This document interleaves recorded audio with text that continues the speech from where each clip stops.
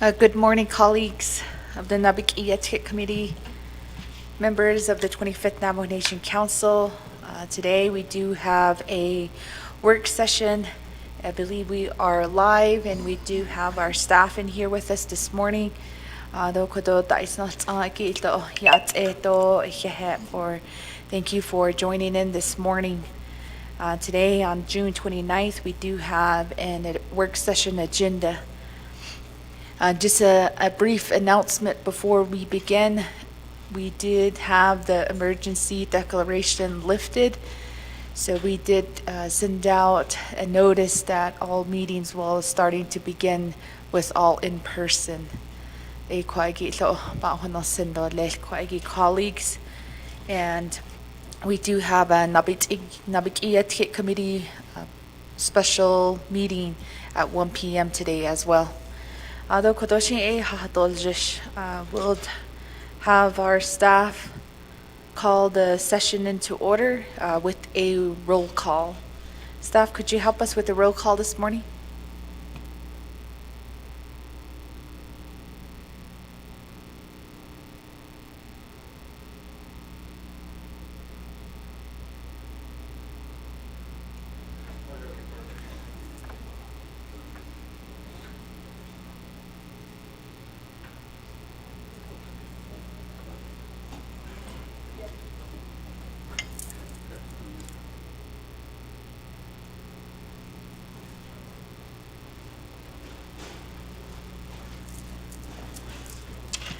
Good morning, everybody. Beginning roll call with Honorable Stephen Arvizo. Honorable Stephen Arvizo. Honorable Stephen Arvizo did not answer roll call. Honorable Helena Inez-Begay. Honorable Helena Inez-Begay. Honorable Helena Inez-Begay did not answer roll call. Honorable Norman Begay. Honorable Norman Begay. Honorable Norman Begay did not answer roll call. Honorable Amber Knez-Bakrati. Honorable Amber Knez-Bakrati.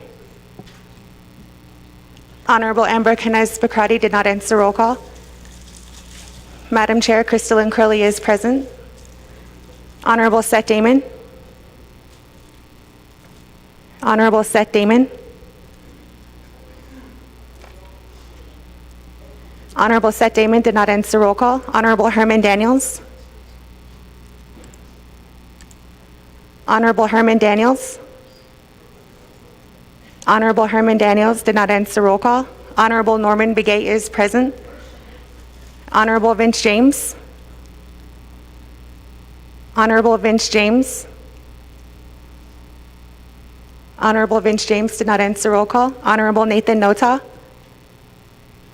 Honorable Nathan Nota.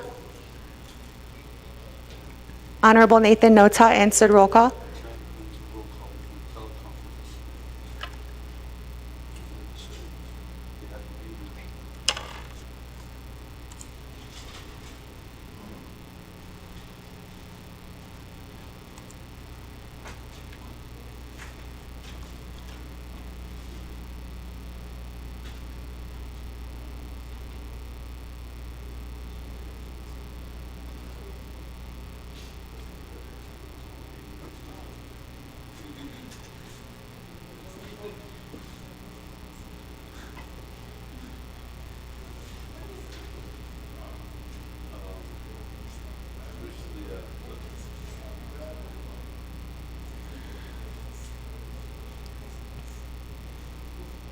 Thank you, colleagues, for answering roll call here within the chambers.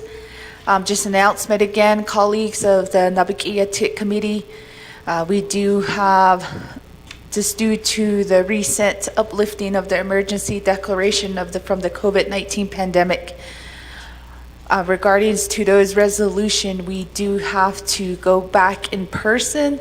So if you're online, our roll calls and votes would have to be in person. And we'll be sending out a notice through a press release later on today regarding some of those changes following after the declaration of emergency that was lifted. Thank you, colleagues.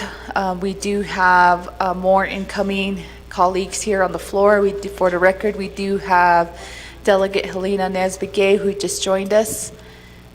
And we also have Vice Chair Carl Slater here with us within the chambers.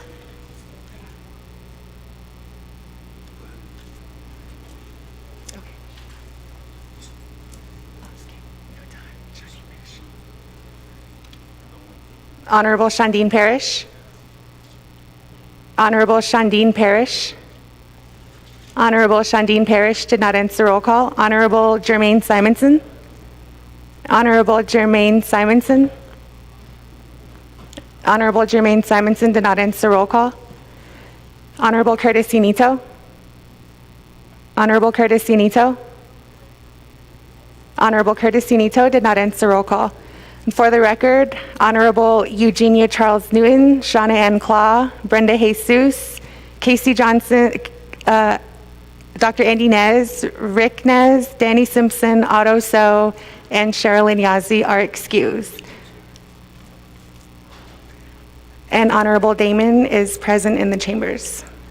With that, Madam Speaker, you have 7 delegates who answered roll call and are present in the chambers, who are present in the chambers.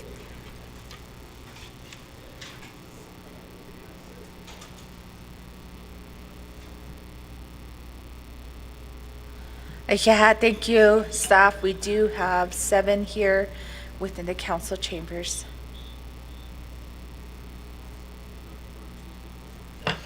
And also note, there is no quorum needed for work session, so we can proceed, and we will call the work session into order at 9:17 a.m.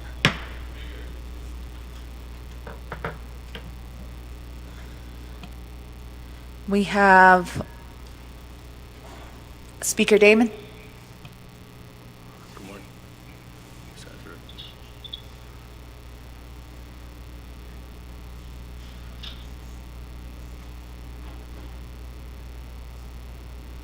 Madam Speaker, good morning. Hold on. Let me turn my Zoom off. Madam Speaker, good morning. This is a work session, correct? Madam Speaker,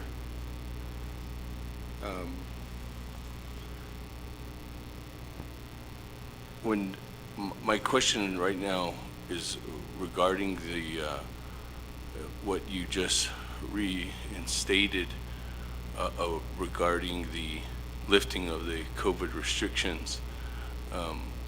My question back to you, Madam Speaker, is it your position as the chair of the Naa'bik'iyati committee that you're not recognizing anyone at a work session to be present while on teleconference? That's my question, Madam Speaker, or Madam Chair. And the reason why is because Chief Legislative Counsel sent out an email yesterday clarifying that and indicated that the restriction, even though it was lifted, it does not apply to work sessions and leadership meetings. So as the position of the chair of the Naa'bik'iyati committee, are you stating that if our colleagues are on the call right now, they're not allowed to participate, even though this is a work session? I understand at 1 o'clock we're going into a Naa'bik'iyati committee meeting, and I understand at that point that is mandated by our current laws in place. But because this is a work session this morning, and you reiterated that you're not going to, I guess, allow individuals who have stated that they're on the call. I just now was on the call, and I did state I was on there, but I wasn't recognized. It's a good thing I was outside. But my question back to you, Madam Chair of Naa'bik'iyati Committee, what is the position then? Are we going by what you're stating, or are we going by the recommendation from the Office of Legislative Counsel? Thank you, Madam Chair, regarding work sessions and leadership meetings.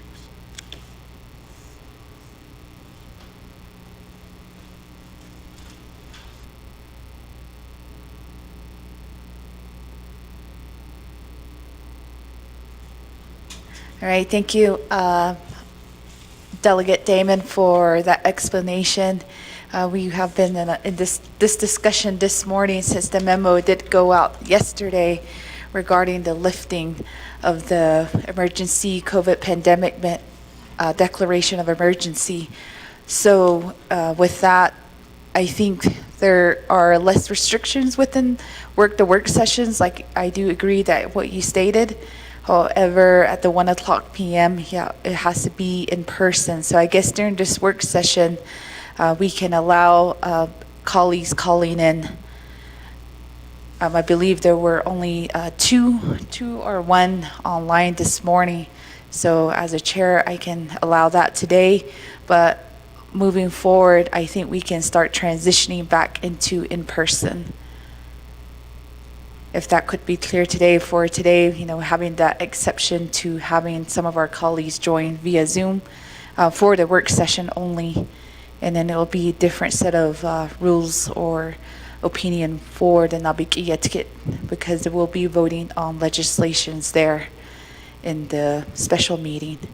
So colleagues, if you are online, please notify staff here so we can mark your presence and you can be part of the work session discussion this morning.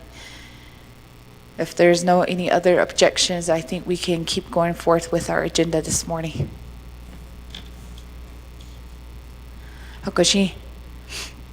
Kuna Inanna, we have invocation. Shiche, Delegate Toth. So there's an behan kapa hadid zeto kat deal with this morning doing the invocation. Yeah. Thank you, Madam Chair, Speaker. Also, Naa'bik'iyati will have a work session. So good morning to all of you and staff also. And I appreciate that we have, I'm going to provide invocation on behalf of the Naa'bik'iyati and the Navajo Nation. Akiala Shithat again, Shimana Hassan, Isbakado, Citizen Lenigibe Hanatis. Akiala Shithat again, Leni Shantin. Hikanat and Slat and Chiat Abin, Hichohanain Tlato, Compigit. Charles Gate and his Chandley, because Haneli do con Shantin, Ben Hicket's glad, Hiala should hard again. Hardishin beyond the Hoina Ado, Hardishin caught our e. The nep, Hollondo, listen, Sabacado hadn't lad, Hiala, Cheto. Jahot in the date, it should hard again, Lini company. Ben hitrahiat ito be kon in hios kasto ni chopa initsen kon la kon yahay nat ani hit no kon hasam kan hit ilya hadishi be hatahiato citizen atalia kon senta atralitan lon kon ntsada case la kon shitrali lin kon Here ladi in ashon de kon yan hitrahot etonanitsen do kon sayadat bilch hanadi tseto kon hitene chopa denzen hatten hanne de dort incho wat an kelras anle kon sa aber den nil zogit a kon higaldat ilaido kon etaran le kon shitradigin lini Kodode chopa hidden and chopa denzen struisani keke salatso Nharchenda Trachekon adonda kon handal shida Halit a Washington Shanaha ala shikes ilatan non le sediadat nile le Astruisani Nahas Trande compet better than de leader belido competak at Honno Ako yahay do sa banda ni Khara programs linkiton hita honno. den de kragoshi e nzao bedel karton henalni ta jointen digenleni hela ko da in hain la ko ni tsodazen holon higin holon kon hahaotzi stuisani dan lo konat ani trali wat ashalchen de karton ne do koni ne no nasti ko dan zo ko bajo pai da dini ko e tsodadotsen ko discinde a jashin ki Washington ko United States ko hashint a edon ha kon zandan den heel tsekweni tsadon he ko in hiata ho discinde hot adon ha kon zanda kon shitra digin alle in hitsa wilni di dotta hat no bin hi olkal bin hin annish it adot edo jans bahazen shitra digin leniko Nhe digin on na sabakane hidilya nhe ko nhe zede da digin on kon hizaten lengi ko Washington United States has last ko ni kadil wul ni do ni keje os in do ado Washington abedin ni to belton lengi khade da don hilang endolieta und so den telo ko ade ko ni ka chen hidon ni do Nihin adon de da ko elcetan zun hi has tweetan no sani dan lon la ko khata illa to kon da bitnes karten lido ko isa ya da has si le ko talkers be habitchen Kansas United States ko hasin tsugo ko to ye da ni da ko hi da ani Washington has on de ko be chahati tsende to apedo trading lengin khaila diut an kha shiado liten hidini yeah this change the con hotan sheho hits an neo pinto ado in hit indo chino zin he stot the nada nitle one he che holno ho che da holno hon se case nil chibisen lato sin khadi ado yet ada con hit adis an lenkon da han lengi kon Eben na konjo bei nitzen artischen Strategien leni kondation de kon ni je holno ni kesen ke na naslan khalchen holno hot au kon hodel kalto nat ani Washington den zist hani no Supreme Court de kon ya kon handa haja nasadon hita chlnita kon ni hie kodo alle belanda yitleton de kon strategien leni kon Distinguished hot aben hina anishito hiat etan khalan hi jopa initzen on kon jopa ye kon hot an hidel kan len hisalat so holon has tui and bestezi khalchen da tran kon Nihinat ani da kotanit lon hidel kas tradigit ashon de kon digen leni kon hichahun lon toles ashon de kon ni jedanat shin hitze keselashin kit ni khabenat dilchil short dat nosen koncentragin huichin hot ans keson si kesen le kon to lowet eder johinsen la kon hashin adon das trisani kon hashin tsogot da dozen dosen do na harade gilla kon sitradigin dit ari Washington sa andole hidini kon na kosabuka na nechi kon khanata isnit khadigin kon ashon de kon digin leni kon benedishkil kon ashon den desnon desne njeben nashen jahadist le kon yadanje na nashni do he ntshago kon ya hain hikenaden slato kon ya elche digin be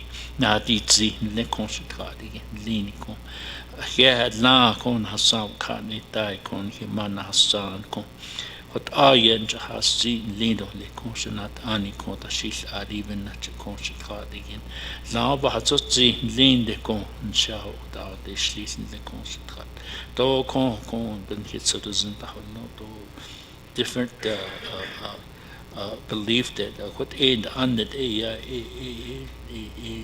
نخاجين باتن شتخادين لينيكم نجيب الناس وقت إيدوليس أتنيرين هجوا هجوناستلين ليدوليس هجوناستلين Amen. Ich hätte schon check, was dann schon so go, so das in Kainla. Dokodo Nashit Nahol Jishto Lel. Na Kikone recognizing guests and visiting officials.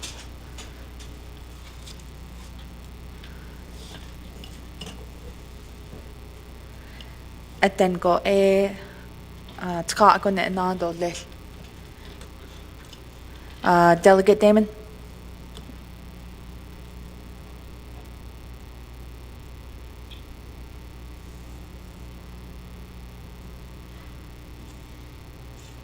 My question of privilege this morning, or point of privilege, I don't have my book in front of me.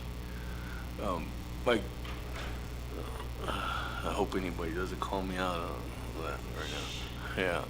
The question I have, Madam Chair, is I'm going back to my first initial question is, so you're stating from after this work session going forward, you're going to write a memo today stating that all Naa'bik'iyati committee meetings, work sessions, leadership meetings are all in person. That's what you're stating. That's my question. Because you said you're going to accept that today, but in the future, so if we have another work session, is that work session or leadership meeting as the chair, is that the position of the chair? Thank you, Delegate Damon, for that question this morning. The memo, I was just reading back to it that our legal counsel sent out yesterday, and it's more concentrated on meetings. So like Naa'bik'iyati committee meetings or special NABI meeting. So that position does say that we have to come back in person to vote. However, we did reach back out to her, our legal section, that we need further explanation on the work sessions. So this morning we did decide and had that consensus to recognize our colleagues that are online. However, after, later this afternoon, further we have that analysis on regarding leadership meetings, work sessions, or even, I think those are the major two that do require some type of roll call. We're having our legal counsel look into that. So hopefully we have a much clearer answer this afternoon, because when I was just restating back to the memo, this majority stated that regular meetings and just the meetings where we vote on legislations have to be back in person. So we're further looking into guidance onto the work sessions and leadership meetings. So hopefully by the end of the day, we have that clarified for the next work session, Naa'bik'iyati work session. So within the next month, I don't have any planned work sessions unless if it's direction or recommendation from the committee here. If we do have further work sessions, we will have that decision clarified and analyzed. And then there's always that option, colleagues, of if we do want to extend at least up to summer session to help us integrate back into in-person. There's always also that option. So we can further discuss that either in a leadership meeting or just with discussions, following the meeting that we can have, colleagues.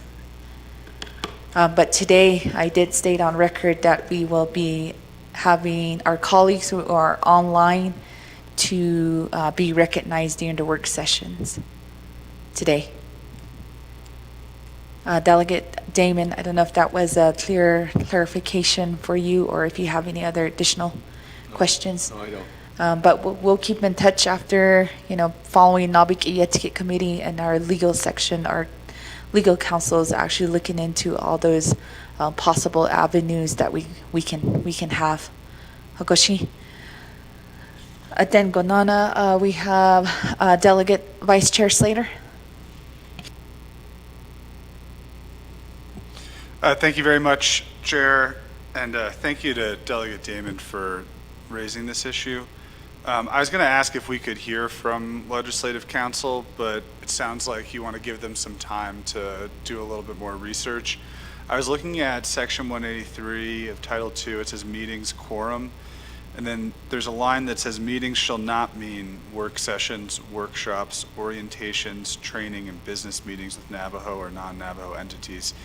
Therefore, no meeting per diem payment for work sessions, workshops, et cetera, shall be paid.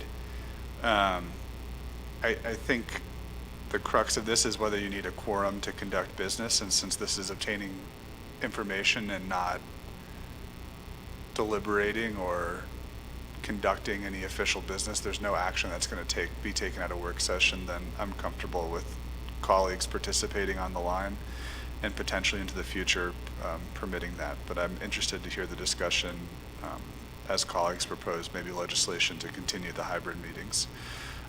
So I'm not going to request to hear from Legislative Council right now after reading that, but I would like us to have a brief report from them at the 1 p.m. meeting. Speaker, thank you. Okay, thank you, Vice Chair Slater. So you're correct on work sessions and leadership meetings. We do not vote on a particular position or action. So we did come into consensus this morning that we can allow our colleagues who are joining in via Zoom to be allowed to be part of the discussion. However, those types of rules will change into the Naa'bik'iyati committee meeting, special meeting later on at 1 p.m. But we can also have, if needed, I do believe if we do have time in between the work session and also the special meeting, we can also be able to sit down and discuss that with our legal counsel or through NABI as a partial report. For all those recommendations, colleagues, we have been in the pandemic for over 2 years, and we're slowly getting back into coming back and gathering and being back in person. So it's a direction that was coming within the past few months.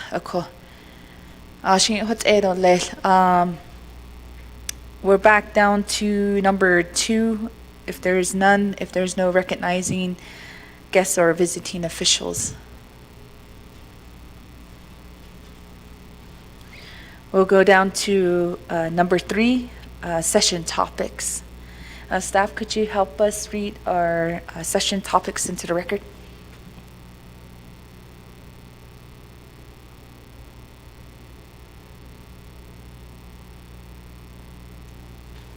Thank you, Madam Chair and members of the Naa'bik'iyati Committee. So the agenda reads as follows.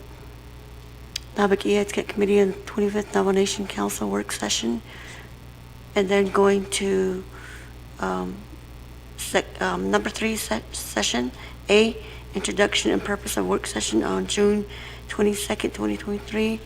The Navajo Nation Council scheduled a Naa'bik'iyati Committee work session regarding the Chaco Canyon Buffer Zone with the Navajo Department of Justice prior to the Resources and Development Committee July 7th leadership meeting with the Navajo Department of Justice. The motion was made by Honorable Lamar Azaret and seconded by Honorable Stephen R. Arvizo with a vote of 16 in favor and 0 opposed. 1. Update report by the Office of the President and Vice President, Navajo Nation Department of Justice, Navajo Nation Washington Office, Navajo Nation Navajo Nation Division of Public Safety. Presenters will be Office of the President, Vice President staff, Navajo Department of Justice, Navajo Nation Washington Office staff, Navajo Nation Division of Public Safety. Madam Speaker, thank you. Thank you, staff. We do have one item on the agenda for the work session this morning. We do have Navajo Department of Justice here with us today, and I believe Navajo Nation Washington Office staff is also online here with us. Colleagues will go forward first with if the We'll go first with the Navajo Department of Justice since they are here with us in the chambers.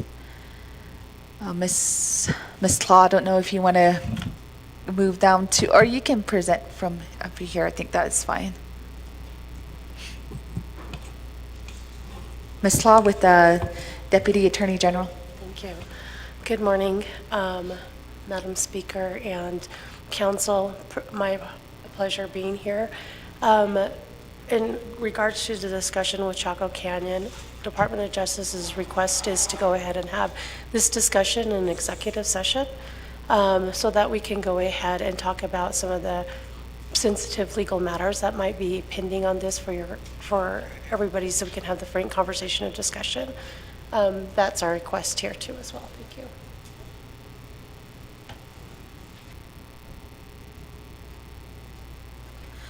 Thank you, Deputy Attorney General. We do have a request here from our Department of Justice for an executive session for some of the topics that will be discussed here. Colleagues, Shache, Delegate Toll. Madam Chair, Naa'bik'iyati Committee, I motion to go into executive session to discuss this matter. Thank you.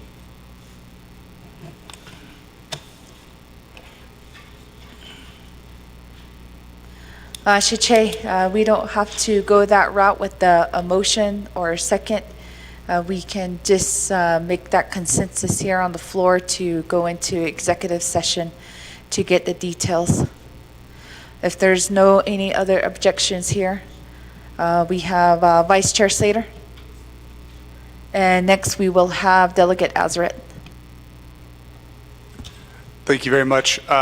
I strongly disagree with going into executive session, and I don't understand what the value of this meeting is going to be if it's conducted in executive session.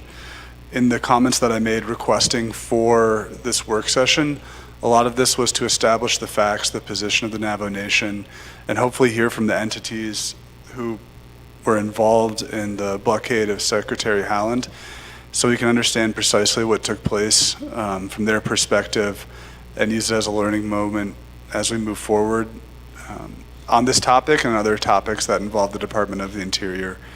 And I'm not sure if I'm going to continue to participate in the meeting if it continues into executive session right off the bat. I don't think there's any reason why the Department of Justice, the Washington office, the President's office, any of the entities that are on the agenda can't speak to what their position is right now, what the position of the nation is in advocating for Latis and the diminishment of the buffer zone, and really, speak on the record for what we believe the adverse economic impacts are going to be to allotments. Because if we have a basis for making these claims before the federal government, then we should be able to make them before the Navajo Nation Council and our people. So thank you very much, Chair. I don't agree with executive session right off the bat. I think there should be a public presentation.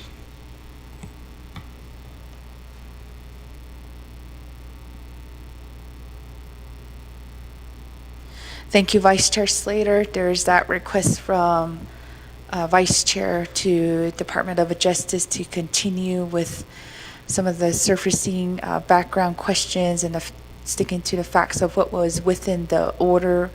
So there's that questions out there and what is the impact.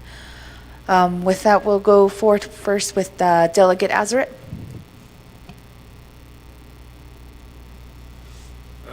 Good morning, Chair, Kristen and Carly,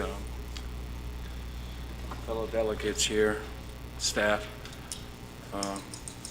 DOJ, and all the participants here. I just want to make a comment here is that I want to reiterate the executive session.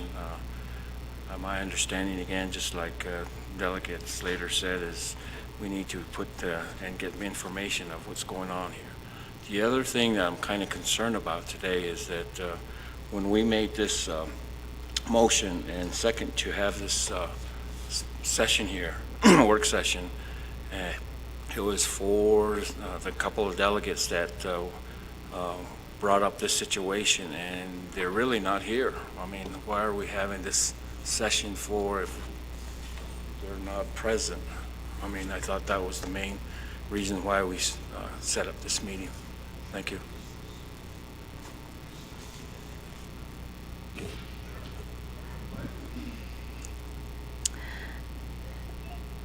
Thank you, Delegate Azaret. So there are two objections here on the floor for executive session.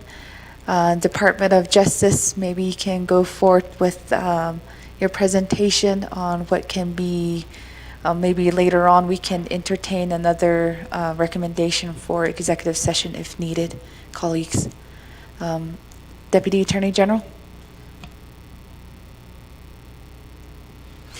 Yes, we can go ahead and do an overall general report. I'm going to go ahead and have Mr. Justine Hustine from the Washington office provide that report for you guys regarding the DC situations.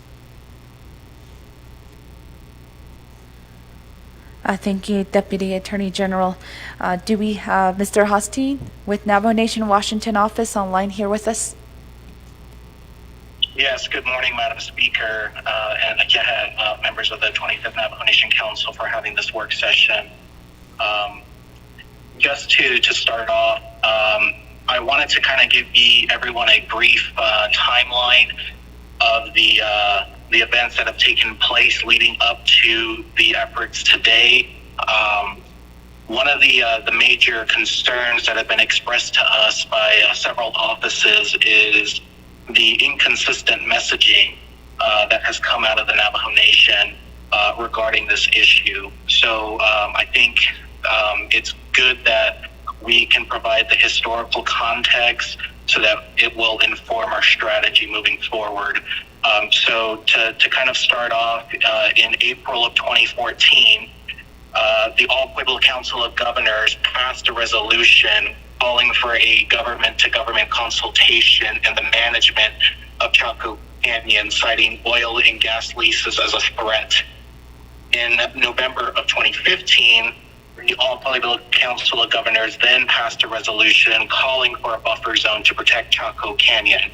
In this specific discussion, the original proposal was a 20-mile buffer zone, which the Navajo Nation then engaged in some verbal discussions to try to come to a consensus, which was then a 10-mile buffer. In November of 2016, the All Pueblo Council of Governors passed a resolution supporting the continuation of a temporary moratorium on the issuance of oil and gas leases within a 10-mile buffer around Chaco Canyon, and petitioned to be named as the co-lead agency and cooperating agency under 40 CFR 1500 to ensure the enforcement of the moratorium. In January of 2017, the Bureau of Land Management issued leases on parcels 19 miles away from Chaco Canyon. In September of 2017, the All Pueblo Council of Governors passed a resolution condemning the Bureau of Land Management for issuing permits 19 miles away from Chaco Canyon, and called on a moratorium on all new leases under the Farmington office in the Greater Chaco region until the ethnographic studies had been completed. In October of 2017, the National Congress of the American Indians passed a resolution supporting the moratorium on leasing and permitting the Greater Chaco region.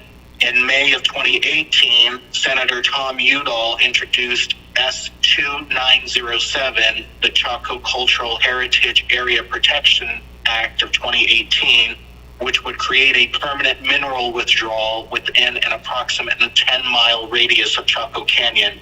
The bill did die in the committee, but in April of 2019, then Representative Ben Ray Lujan introduced H.R. 2181, which was the Chaco Cultural Heritage Protection Act of 2019, and Senator Tom Udall introduced S1079, a similar bill. The bills contained minor differences but accomplished the same goal of creating a permanent mineral withdrawal within an approximate 10-mile radius of Chaco Canyon. In May of 2019, the U.S. House of Representatives held a hearing on H.R. 2181, at which Dolores Jesus, a Naa'bik'iyati, testified against the bill, and Vice President Myron Leiser testified in support of the bill. In October of 2019, H.R. 2181 passed the House, but died in the Senate, and no action was taken on S1079.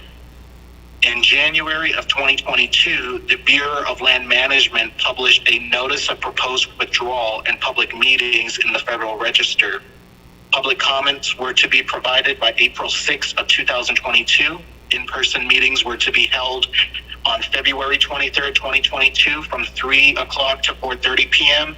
and 6 o'clock to 7:30 p.m. at San Juan College, Henderson's Fine Art Building, located at 4601 College Boulevard, Farmington, New Mexico, and a virtual public meeting option was also held from February 24th from 6 p.m. to 7:30 p.m. via Zoom.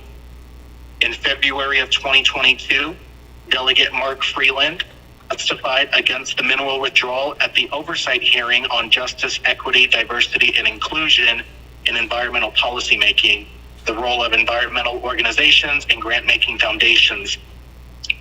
In March of 2022, the Bureau of Indian Affairs and the Bureau of Land Management sent a letter to President Nez inviting the Navajo Nation to engage in consultation.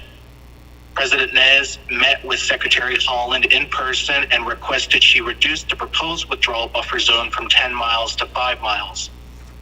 In April of 2022, the Bureau of Land Management conducted 3 public comment sessions and joined the Bureau of Indian Affairs to conduct tribal consultation sessions.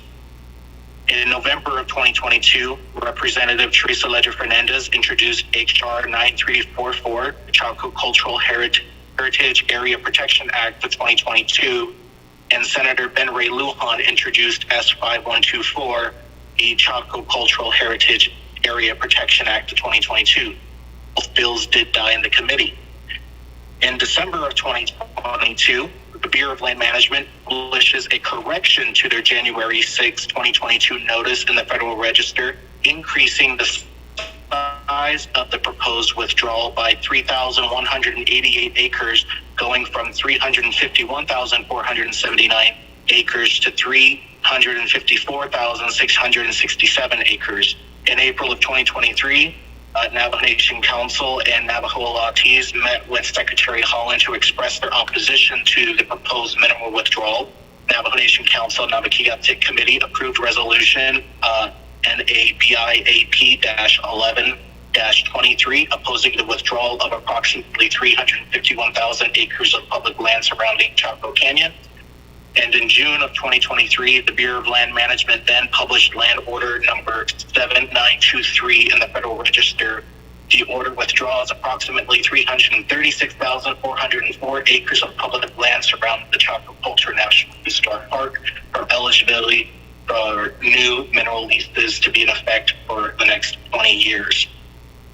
That's a brief history of the timeline of Chaco thus far. And there are several avenues that we are looking at exploring, which I will defer back over to the Department of Justice, who I believe has also engaged with outside counsel. But before I do that, one of the issues, again, that was raised to our office was since the Russell B. Gay administration, it appears that the Navajo Nation has changed its position numerous times, which has frustrated the federal agencies and has put in some major concerns as to the relationship moving forward.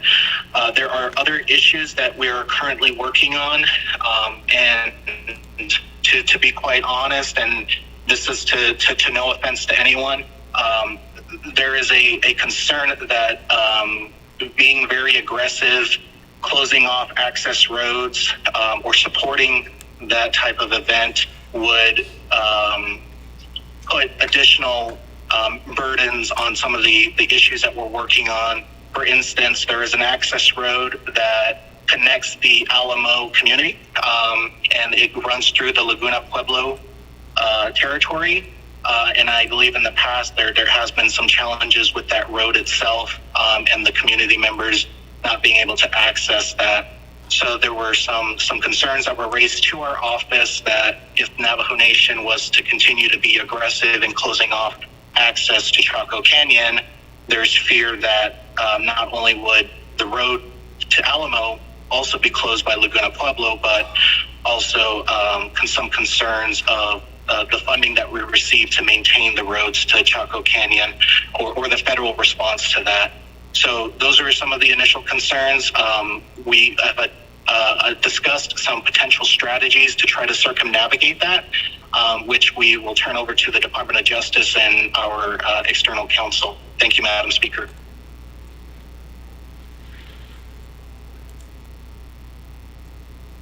Thank you, Mr. Hosteen, for your report and just going through the timelines of the history of this whole work session and the topic on discussion. Colleagues, are there any additional questions or clarification that you would need from Mr. Hosteen?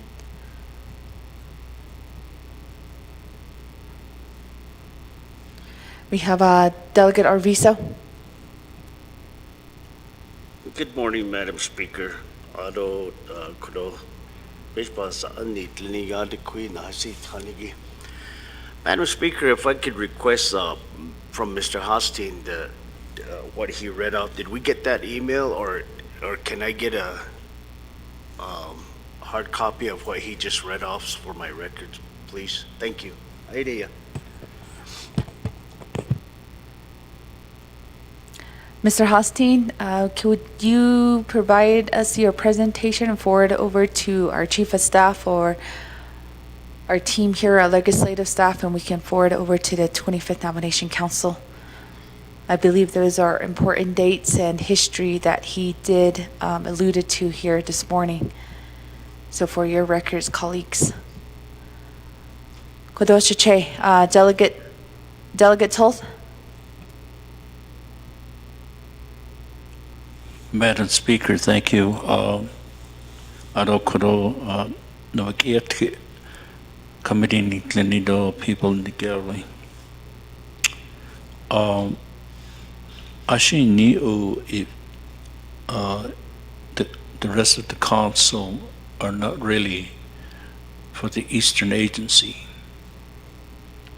To me, this is a very, very important topic that we're supposed to be discussing as a leader, because the people question us everywhere we go, especially in my area, and also Honorable Denny Sampson. They don't know the history. So this is very important. Why does the Navajo Nation are not standing their position as council? Should look at ourselves, only few of us, and then we start arguing.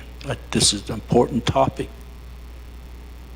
To me, the information's not all there, especially a lot no. The Navajo Nation itself didn't go out there and block these roads. My understanding was the community. And my understanding, there was a policeman, Navajo Nation police department there at the scene. So we don't know what happened. I was invited, but I went to a different place because that schedule was scheduled ahead of time. So people are disappointed in our government, where our position is they don't understand the history of it. We need to clarify that. So what is the benefit, or what is the will they affect? Are they affected? We like to hear that. Some other councilmen, they say the latis are not effective. Chukot eki hata isinils adon le elmo that el katan. Roads from Los Lunas to Alamo, in Hita, no. It wasn't the Navajo Nation, it was the community people that blocked these roads. My understanding, but I just received some picture, and then I believe there were a tractor grader out there trying to fix the roads. We'd like to hear that. What is it? The government, Navajo Nation, was out there, or Navajo DOT or BIA? Jo etan nitsin. Ado di lati siki. Ako e honas na licha late if it even the land commission. Aji attorney hon hidini go ahead. Shashi kwed jo bahatozi. We want to hear that, the full story, how we can explain to our people. Now we're going to have a meeting, my understanding, in July 7th, and we're invited. We got to prepare ourselves before. We have to listen to our community. We have to tell them, hey, digi ashonde joba konosi. To joba hanne to jonde kisnta hanne the eben na. A lot of information misleading the community. Joba chotot asan dot kat honanet eko. She trahekate. She di nikodo e pasatitle. Jo ebik a hold jisto motion a second elia even yakona sitka. That's what I like to hear. If the allottees are effective, or allottees, the people that live within 10-mile radius, are they allowed to move? I mean, they are forcing to leave. Those jobahano hotadeyate a koi adabana tishin to adan dakao.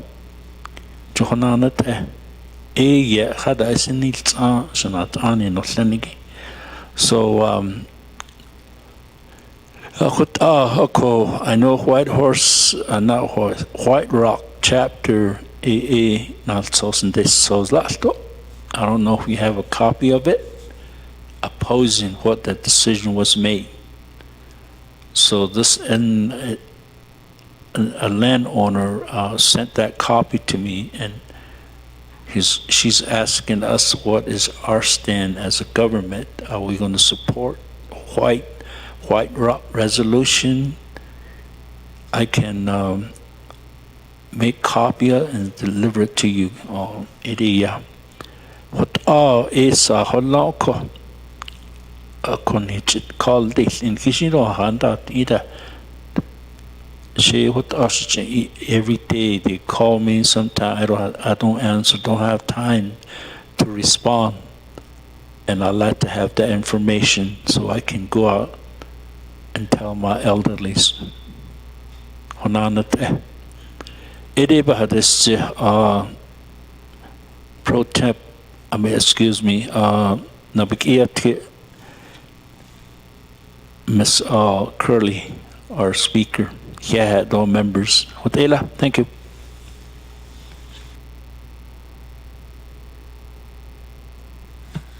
Goshin Hihat Shache, you did raise certain important questions here. You asked if how does this decision affect the allottees. You also have questions on the blockade that would happen during the secretary's visit, and whose heavy equipment, and what are some of the incident reports that have been done. So that is why we also have Navajo Nation Division of Public Safety on the agenda today. We can double check if they're on call, but we can make that call to them to remind them of the work session. And also saying that there's also a statement from several of the chapters opposing the decisions. So maybe there's some consideration here for DOJ and our colleagues here this morning. Before we go forth, to see if police department is online, we'll go forward first with Delegate Damon and then Delegate Norman Begay. Delegate Damon? Thank you very much, Madam Speaker. Can you have staff provide a copy of the latest position of the Navajo Nation Council through the Naa'bik'iyati committee resolution on this, on the Chaco buffer zone. And I do believe the last one that was, well, just the latest one, I couldn't tell you which one was the last one. But that would be really good to show what was the last position of the Naa'bik'iyati committee passed, and that's the one that currently stands. Thank you. Thank you, Delegate Damon. We'll send that resolution, Naa'bik'iyati. I believe that was the one that was approved back in April out in Na'izi. I believe that's the most current one, but we will double check and send that out through email. Delegate Begay.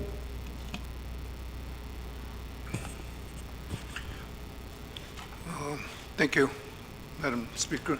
Our staff, though, Council, 25th Council, Queen House, the ones that are online, though, Dinosaur. 이게 3 satellites 사연 어디 Chaco Canyon.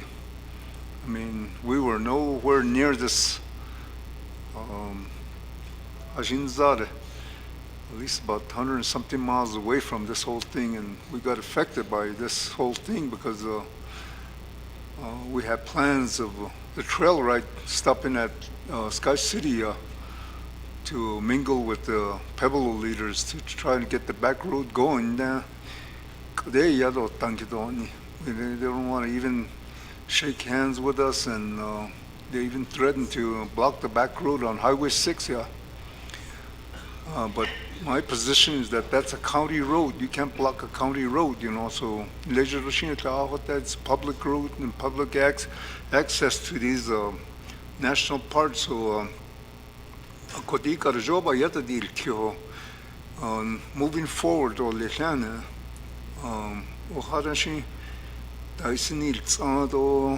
Queen Day Kaira. Kon laten neb between day kago hodan ketne. Kin nije di hodan noch the base was andan kit no kat. You know, sometimes, you know, you can't say nothing, you know. So you just gotta swallow it and ani hotado nebdishno. Ani hot ebdishno. Ko Dishiani lay back in 22 council house data, like the way I lost my land back when I was on 23rd council, Henderson and Berry Ranch. And those ranches were dealt in 2005, But when I was in council, 23rd, Mr. Shanelle Leonard Sosi, named, you know, president, negotiated and they swapped state lands that are around Smith Lake, that they had those small portion for that big ranch that was near Alamo Ranch. So, they Navajo Nation that they listed, I know it's going to take about 15, 20 years before they swap lands. You know, this thing, Chaco Canyon was being talked about back in 22 council. So katinda kore 25th indan kitasha agisi yeo haltsit. So kuinasi tkharo katbayeta iltigi josh that they did nisha odo onado nilta nahalen. So that's just my thought and the way I think about it, but we need to come to some kind of conclusion how we're going to move forward. If, you know, if it's already done, dealt with, like I lost my land in Elmo, but thank you.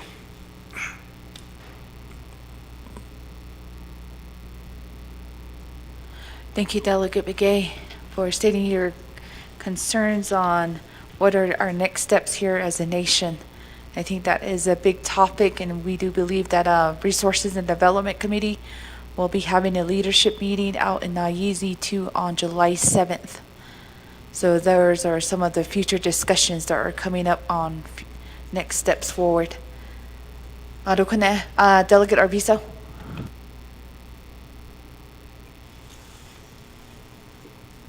Madam Chair, Madam Speaker, Otto Bishpas Ani Kliniki. Laid chapter de Bilkataha Zogi.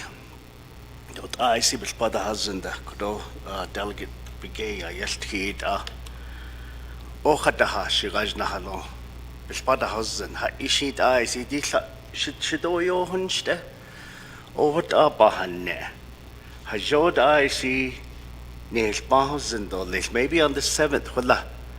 I thought this workshop was supposed to be the whole kitten jnondo nesto bahajo ba nahotot ich and then hajo la e ya tati ka akjizat bahazenego 1 2 3 ABC sequence jnogo bahazeno so that people that are online so they can understand what we're talking about. You have Mr. Bigay, Mr. Toth, you know, so what we know, we all need to be on the same page. President's office, Speaker's office, we always do this when it comes to important issues like this. We need to come together and stand up as one Navajo. And I believe this is why things like land grabbing is going on. We need to fix these things. We need to really get our acts together as delegates and as leaders of this nation. Or we're gonna, people are gonna continue to do this kind of works. And Hajo, we have to deal with our neighbors right. You know, they've been living here a long time. Hajo, who does this?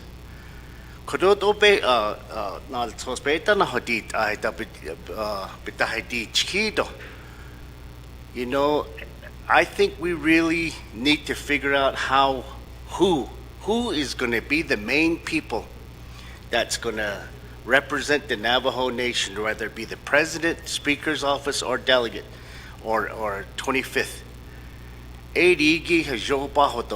That way, whoever we choose or whoever it's going to be needs to come report to the 25th Navajo Nation Council. Or we're all going to have our own little stories. That's the way it is right now.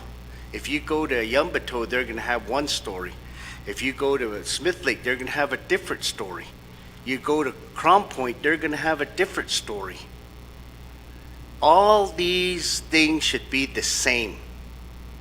And I think as leaders, it's our job to get that, figure it out. So I'm asking the 25th Speaker, the President's office, somebody's got to be the spokesperson for this thing. Everybody's just saying their own things. That's what I'd like to see. Madam Speaker.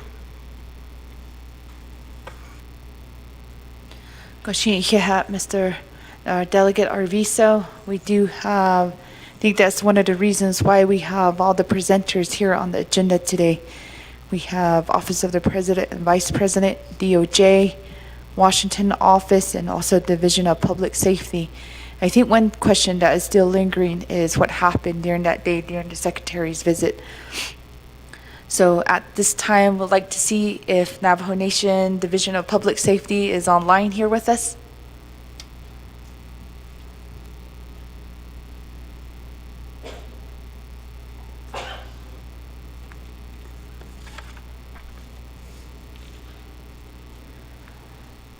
Division of Public Safety or Police Department, if you're online here with us, you can unmute to state your presence, or you can press *6 if you're joining by phone.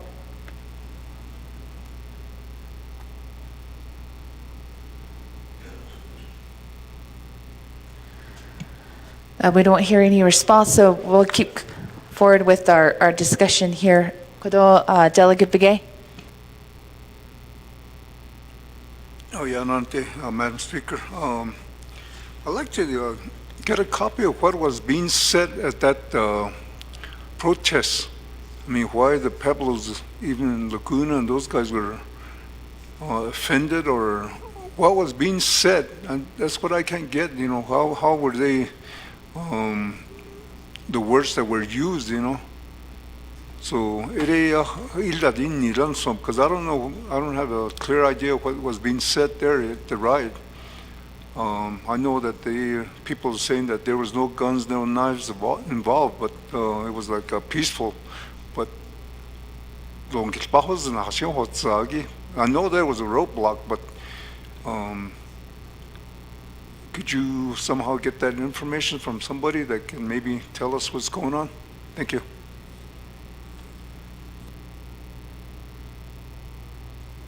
Thank you, Naa'bik'iyati. I think that's one of the reasons why we invited Division of Public Safety in regards into their official records on what was reported there. Again, if Division of Public Safety or Police Department is online, you can unmute or feel free to join into the discussions. With that, if there's any other information that's needed, we have Delegate Damon. Thank you, Madam Speaker. You have the president coming on next. Have you received anything from the president on this timeline? I mean, the one concern I have right now is from the presentation going back to, because we did hear from Mr. Justin Hosting. Thank you, Mr. Justin Hosting, for being on the call. Your opening statement in there was comments about leadership in DC not knowing the position statement of the nation. But it's clear that the Navajo Nation Naa'bik'iyati Committee, which is the governing body of the Navajo Nation, passed NABIAP-11-23. In there, it rescinded its past position statements. It put in there that the Navajo Nation opposes the United States' intent of withdrawing approximately 351,000 acres of land around Chaco Canyon. And then the third one, the Navajo Nation does not support a buffer zone around Chaco Canyon. I don't know why, what is the concern now about not being on the same page? That should be the position that the Navajo Nation Washington DC office is pushing for the nation. Well, is that what you're pushing, Mr. Hosting, in Washington, D.C. right now? That's my question, Madam Speaker, Madam Chair. Thank you, Delegate Damon. I believe that's a question over to the Nigerian and Montoya administration. We do have OPVP here on the agenda. OPVP, if you are on the line, feel free to join in the discussion, or we can also recognize Mr. Hosteen. So we'll give time first to Mr. Hosteen, and if OPVP is online here with us too, you can provide a response. Mr. Hosteen? Thank you, Madam Speaker. And thank you, Delegate Damon, for your questions. To answer your question, yes, the Washington office has been advocating on the position of the Navajo Nation as provided by the Nabi resolution that was provided to us.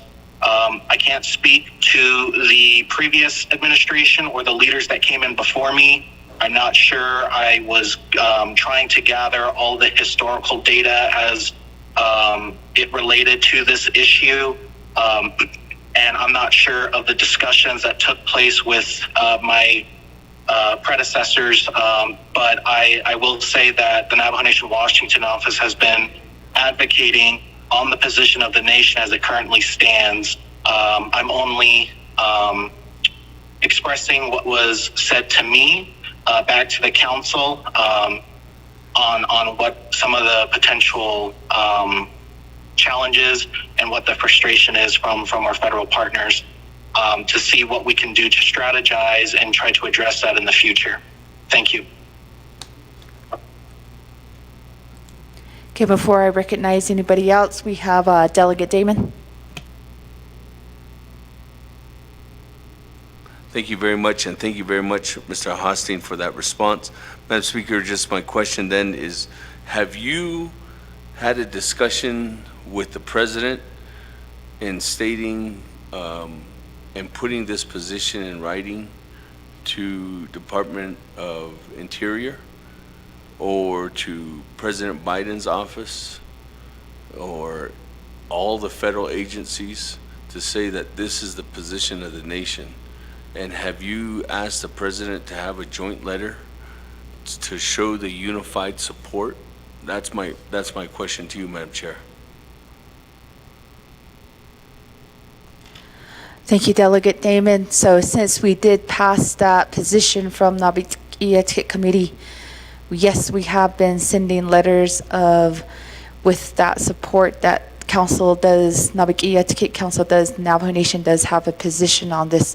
So once that vote was taken in Nagizi, we did move forward from within the office to stand behind that resolution. And it still stands today that we still send out those letters, and we do send that to President's office as well, even to DOJ and also all of our partners that we have connections with. So that current resolution that you referenced to has been in letters and also our position currently with the council. We'll go first with Delegate Damon, then Chair Delegate Toth, and then we'll go back to Vice Chair Slater. Delegate Damon. I guess my follow-up, Madam Chair, is have you, as the Speaker of the Council and the President, signed one joint memo? You have? Can you send that out or can you send both memos out? And Mr. Hosting, that's the position of the nation now. So even though there might have been past confusion, whatever past confusion is, that's the position of the nation. So I don't think that, there's past confusion, whatever there might have been past, just like there's been past confusion on bears' ears from the federal government. So if the federal government is asking us about why they're confused, well, we're confused on them all the time. They have administrative turnover as well. So I don't know why, whether it's our legislators, our representatives, or the White House is saying, well, we're confused. Well, we're confused every 4 years or every 8 years when new administration comes into as well. We have to we have to put those positions back into everyday realities on our different, not only trickles down on their legislations that they pass, the executive orders that they pass. So you can state that back to them every time that there's a new administration, every time there's a new position from the federal government. We change our response to them as well. And adherently, as a sovereign, they should make sure that they're changing the response to us as well. And the position that we have right now is what was passed back in April, and I don't know why there should be any confusion. I think there should be an overall leadership meeting from this moving forward with our federal legislatures, and then also if there's anything, I know you, Madam Chair, Madam former Resource and Development Committee. I don't know if the current Resource and Development Committee tried to meet with Interior Secretary Deb Haaland, but to reiterate and push this position. But I'm not. I have a tendency to have a concern when our Washington D.C. office is. I hope you're not confused on the position, Mr. Hosting. If there's a letter out there and it's a joint letter by the President and the Speaker, that's what the Navajo Nation's position is, and that's what we need to stand on. Thank you. Thank you, Delegate Damon. So there were joint letters. We'll send that out to you. Email will be coming from Chief or Deputy Chief. Before we go forward, we'll go to Delegate Tulse and Vice Chair Slater. Chiche. Thank you, Madam Chair. Aro Koronasi Tkanige. I'm very disappointed. Where is our leaders? Chun Hita, Navajo Nation that we need. It should be the president. Where's the president? He should be sitting there. Do wait adole lakut naho teo. Ako akut abane. Even the policemen should brief us in what happened. Does this body have authority to bring those? Do we have a subpoena power to bring those individuals to the floor? I'm tired of teleconference. And Eben Ashon, Chichanan Kans, we need to sit as a body to address these issues instead of making recommendation from the phone. Roshiliat Eta. Lede Janotahani Zako Ehut Abana Katon Yen. Toshpit is Ada, the president. Chun Hita Ekoro Ehut Abanate. They should be sitting there and, hey, digita ilyakon sikre. If the president don't want to do anything, I think, Madam Speaker, you should go to Washington and try to get this letter going and stop going to these parties or invitation. We have a crisis here. There are people needs an answer.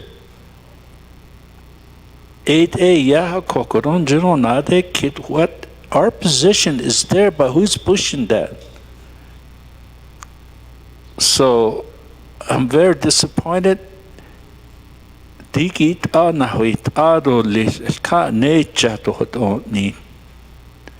Inauguration do first session. Right now on Hita. Tenen yidan hita kit chuti ne. So,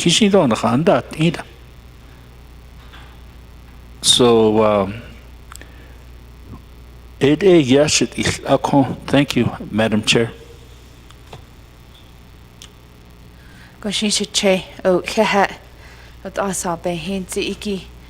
So, colleagues, we do have a current position that was emailed from Naa'bik'iyati. So, all the support, the letters that have been using that resolution in anything in regards to Chaco Canyon. So anything that has been coming from Speaker's office has been in support of that resolution that the Naa'bik'iyati committee has approved. So any resolution that you go forward with Kodosha Che, I do support that because that is the official stance of the nation. But if there's any other, believe there were several questions on the direction of the office of the president and vice president. I'll give them that time on the floor if they are all online here with us.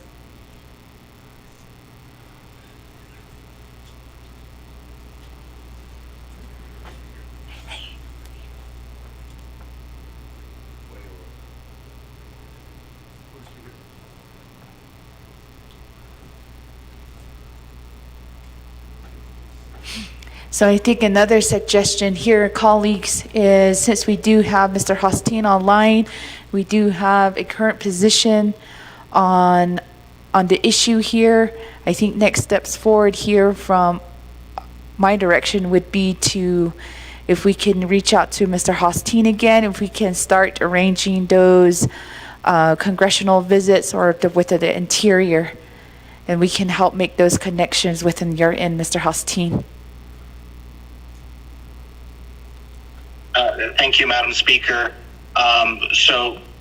Just want to address Delegate Damon. I appreciate all of the information that he shared, and he's absolutely correct.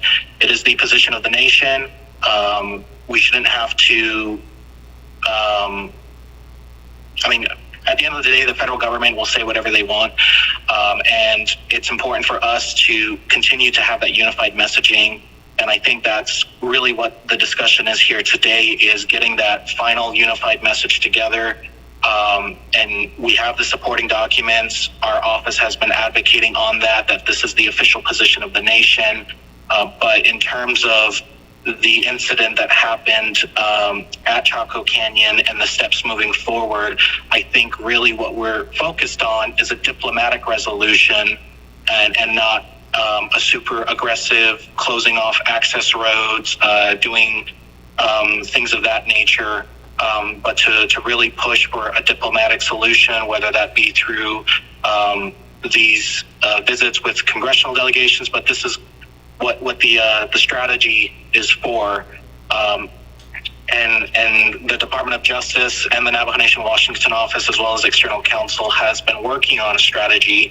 There are potential opportunities in the future, in the coming weeks. And if I'm in line, Madam Chair, I'd like to turn that time over to the Department of Justice so that they could give some general updates as to what our potential strategy is over the next coming weeks. Before we move forward with Department of Justice, I'd like to recognize Vice Chair Slater.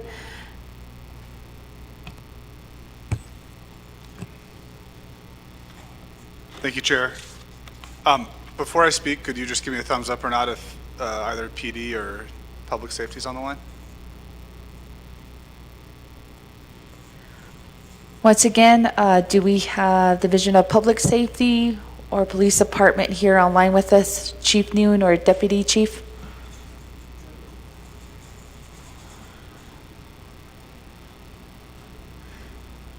So they are aware of this meeting and this work session agenda has been sent. Okay. So, Vice Chair? Well, just out of curiosity to everyone in the room, who's read the order? You can just raise your hand. Have you read the order?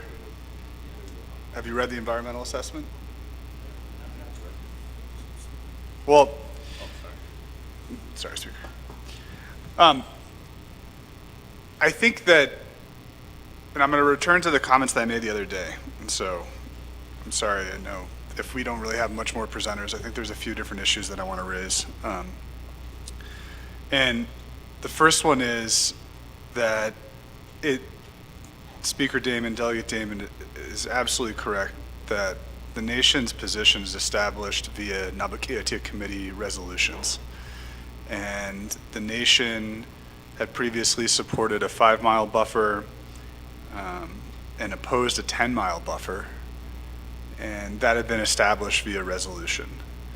And there's been, I guess, the Vice President of the Navajo Nation who testified in support. I forget the bill number, but one of Udall's bills. And we had conflict with certain allottees. And I think it's important to say certain allottees because I just overheard one allottee behind me express an opinion that is divergent from the opinion that the nation is advocating for on behalf of allottees. And it makes it seem like there's a uniform position that's been expressed. And that's certainly not what seems to have taken place a couple weekends ago when there was this confrontation and this, confrontation and blockade, it sounds like. So, Speaker, I know that you're not a presenter on the legislation right now, but I do want to read from the joint press release that the nation made. Navajo Nation President Boo Nygren and Speaker Crystal and Curley expressed their disappointment with the United States Department of the Interior's recent announcement of a celebratory event scheduled for June 11 at Chaco National Historical Park to mark the recent action by U.S. Secretary of the Interior Deb Haaland to withdraw nearby lands from future leasing and mining claims, which will have devastating impacts for many Navajo allotment owners and their families. I think the most important part of that statement is which will have devastating impacts for many Navajo allotment owners and their family. And President Nygren said, the Navajo Nation wholeheartedly disagrees with Secretary Haaland's recent action to withdraw lands. Our concerns, along with thousands of Navajo allotment owners over the land withdrawal, were ignored, and now the Department of the Interior continues to disrespect the Navajo Nation by hosting a celebration. The financial and economic losses that are impacting many Navajo families as a result of the Secretary's recent land withdrawal are nothing to celebrate. As leaders of the Navajo Nation, we support the Navajo Latis who oppose the withdrawal of these public lands. We demand that the Department of the Interior reconsider and cancel the event. We support the Navajo Latis who oppose the withdrawal of these public lands. I think it's reasonable to infer that they don't support Latis who support the withdrawal of the public lands. And I think that that's disrespectful to our people who have different opinions about what this means. On April 27th, and the next part of the press release speaks to what Speaker Damon mentioned on the position of the nation, and it is, I think, pretty clear in the resolution. There are some delegates who didn't vote for it, but we operate off a majority rule here on the Navajo Nation, and it received overwhelming support.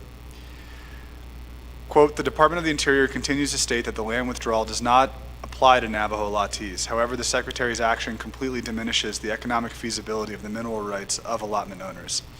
Allotment owners were not adequately consulted despite claims that there was significant consultation. The previous leadership of the Navajo Nation attempted to compromise by proposing a 5-mile buffer as opposed to the 10-mile, but our voices were not heard. We remain open to discussing the matter with the Interior Department, but we also want the voices of the Navajo allotment owners to be respected, stated Speaker Curley. President Niger and Speaker Curley urged the Department of the Interior to cancel the June 11th celebratory event and continue to urge U.S. President Joe Biden and Secretary Haaland to reconsider the recent decision, as it is a breach of trust between the Department of the Interior, the federal government, and the Navajo Nation. The decision is unjust and may violate individual landowner rights, parentheses, Navajo Latis. So, what has never been conveyed in any forum, and I served on the last council, and I served on this one, with actual data that demonstrates this position is, one, what is the breach of trust clearly defined both between the nation, the Department of the Interior, maybe other organs of the federal government, and Navajo Latis? So when I say the nation, I mean the Navajo Nation. Because I understand that the Navajo Nation is a federally recognized Indian tribe, and so there's a consultation requirement under law and under different executive orders that the Interior Department and the White House has. What hasn't been clearly conveyed to me is what is the consultation requirement with a Latis? I think we start to go down a slippery slope when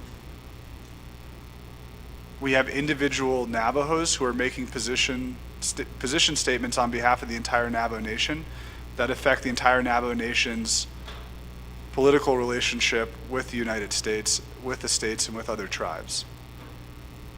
Navajo Latis have every right to exploit their land, to extract oil and gas from it, to use it as they see fit. But the same principle of property rights extends to the property right next door. And if that was owned by a ranch and the ranch decided that they did not want to have oil and gas leasing on there, would we be trying to compel that ranch to pursue oil and gas leasing? Now, there's a distinction because it's the federal government and they have a different obligation to the Navajo Nation and to perhaps a Latis. But that hasn't been expressed really in any venue that I've been a part of over the past few years about what that specific obligation is and what those rights are. And absent that, I worry that we are either not standing on strong legal footing and that we are confusing a whole host of issues, because at that protest that took place, those who were opposing the withdrawal and opposing Secretary Haaland's presence there, which I got to be honest, I agree with. You knew that there were a lot of people who were disappointed with this decision, even if it may have been based on misinformation, and it was kind of poking a finger in the eye of those people. And you could set aside all the oil and gas issues and focus solely just on the original sin of creating the park without co-management of the Latis and the Navajo people and the Navajo Nation. And I think that we need to be able to disaggregate all of these issues that are stacked on top of each other. As a part of the ethnographic study, as a part of other documents that were put together in this process, there were interviews of Alatis, of those who live in the area, about the adverse impacts of the park itself, about how roads were constructed over people's hogans where their umbilical cords were buried, where they were born. And I think that that needs to be addressed as well, because we as a tribe should be working toward co-management of all of the park units or monument units that exist on or adjacent to the Navajo Nation where we have a significant interest. We know of ceremonies that come from the Chaco area. We know of our emergence in Dineta.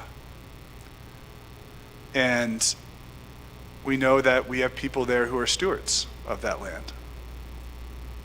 And I appreciate them. But we have to be specific and discreet with each of these issues. And the comments saying that the Pueblos are going to take our lands, that we are going to lose our allotments, that interior of the Pueblos are going to take them, are based off of pure misinformation. So that's obviously not contained anywhere in the order,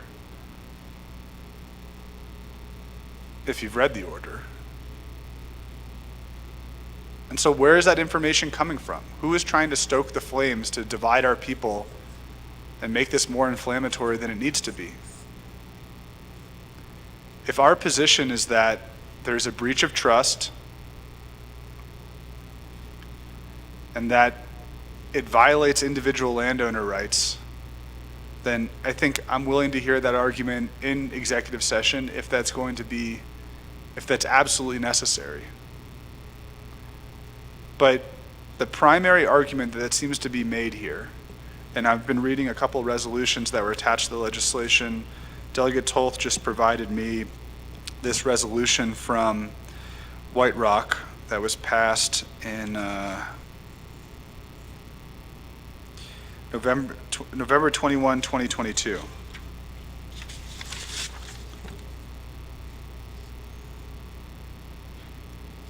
And I want to read a portion of it.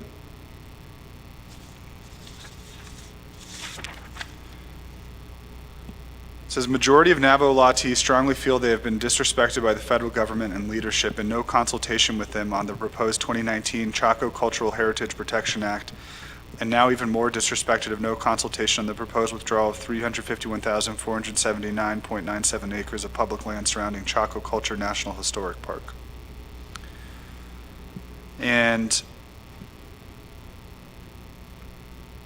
this seems inconsistent with the information that Mr. Al-Hastin shared about there being public comment opportunities and consultation between the nation and the federal government on several occasions.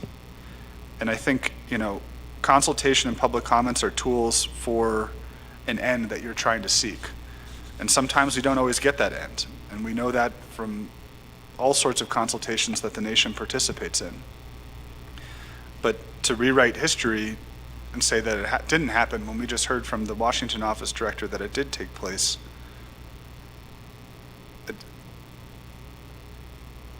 it strains the credibility of the nation. And it makes us not look so great when we try to preserve our integrity on other issues. We can talk about the level of consultation, but to say that nothing has taken place, it sounds like it's incorrect.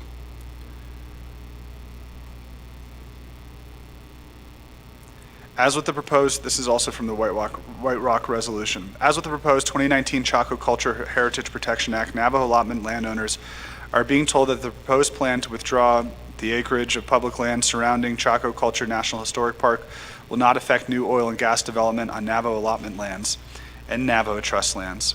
But Navajo allotment owners still know it is not economical for oil and gas companies to just have new oil and gas development on Navajo allotment lands, which will lead oil and gas companies to cease new oil and gas development on Navajo allotment lands.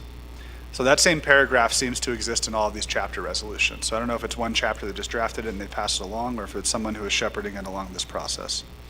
But I think, to me, that's the crux of the issue.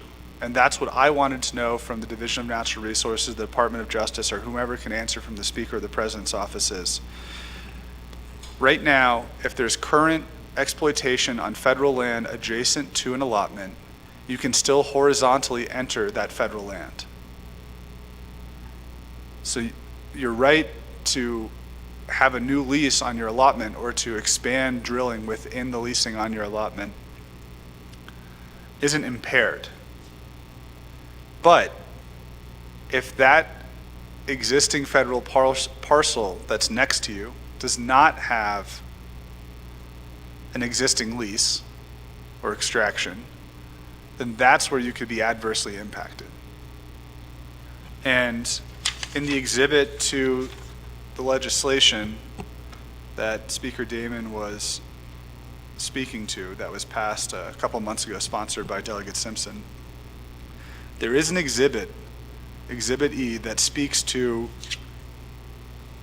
the potential impacts to allottees.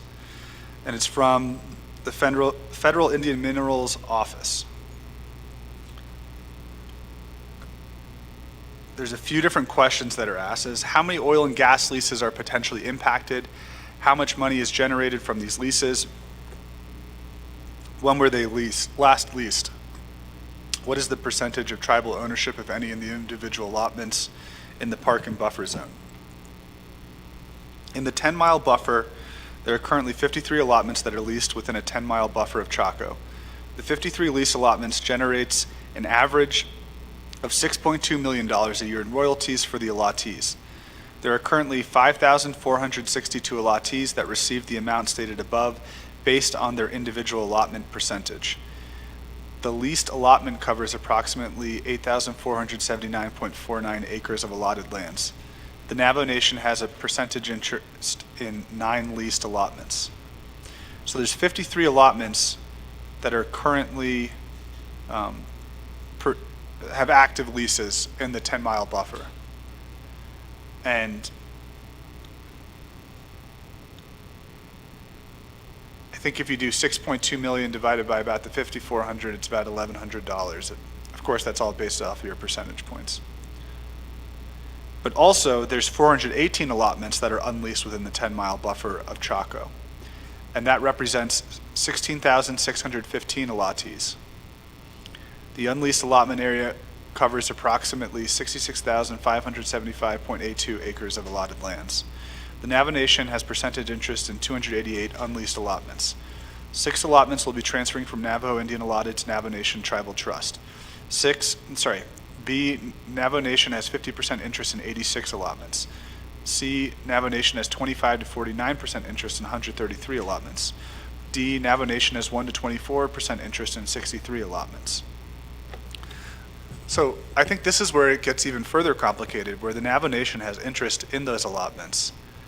And when we talk about breach of trust, the consultation requirement, like where are we drawing the lines here as a nation? And who between the Speaker and the President are contemplating that?